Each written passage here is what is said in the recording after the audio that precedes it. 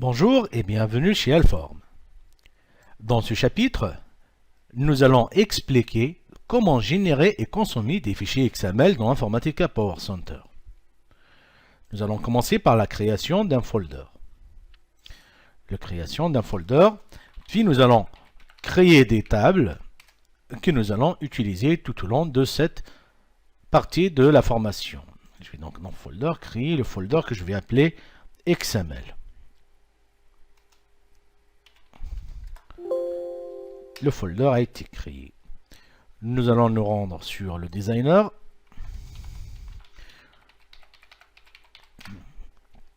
Et aller sur la partie du fichier XML.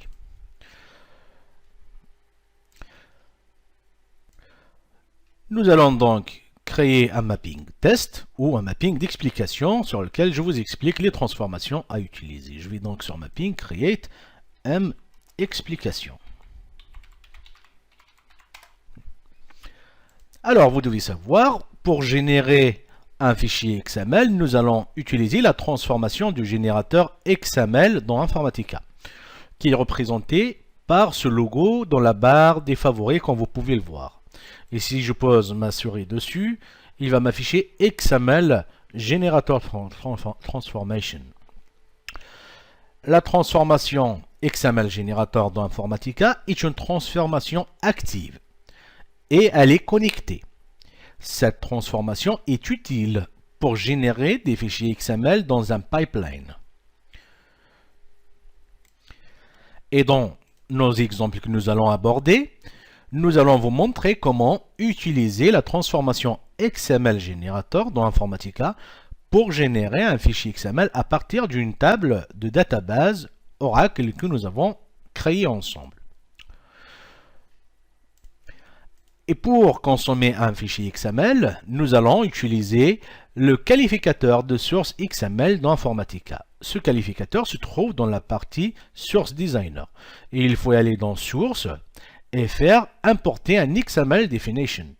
À ce moment-là, il va vous proposer de récupérer la structure du fichier XML que vous souhaiterez consommer par la suite. À savoir que le qualificateur de source XML dans Informatica est une transformation active aussi et elle est aussi connectée.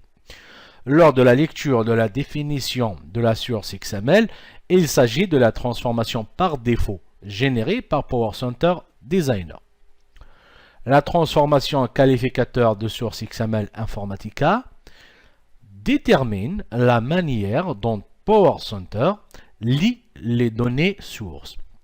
N'oubliez pas donc que le qualificatif de source XML a toujours un port d'entrée ou un port de sortie.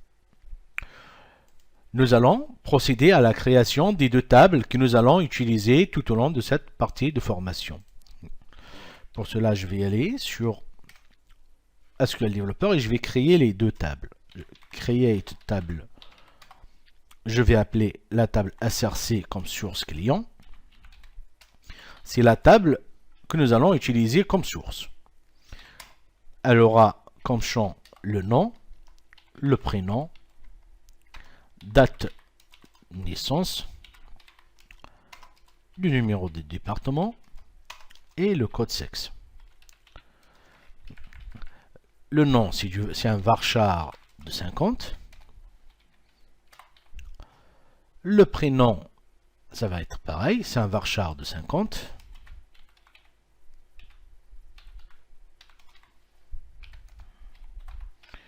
La date de naissance, ça va être du type date.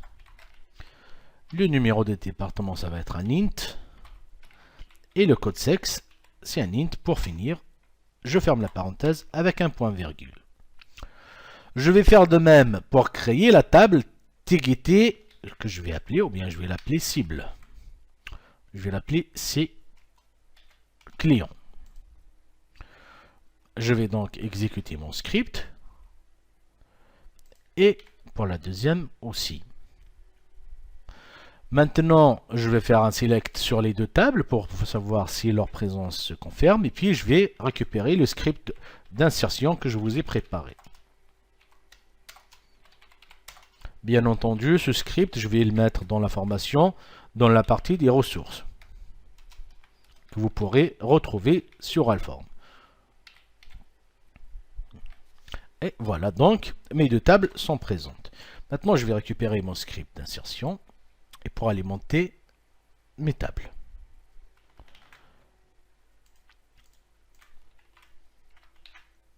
Et voilà. Très bien. Je reviens ici et je sélectionne ma table. On voit bien que la table source client a été alimentée. Maintenant, nous allons sur le repository, sur le designer, pardon, et je vais importer mes tables source et target que je vais utiliser prochainement. Je viens donc dans la source, je fais import from database et je vais récupérer ma table source que je viens de créer d'ailleurs, qui s'appelle SRC client. Je fais de même pour la target.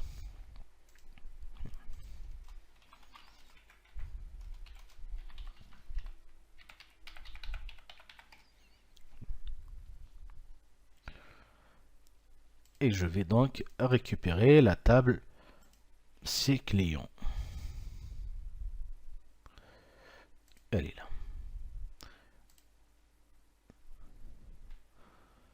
Très bien. Voilà donc ce qui concerne l'explication, la création des tables et l'alimentation des tables. Je vous donne rendez-vous au prochain chapitre pour commencer à créer des mappings pour générer des fichiers XML et puis pour les consommer par la suite. Merci d'avoir suivi ce chapitre et je vous dis à bientôt sur Alform.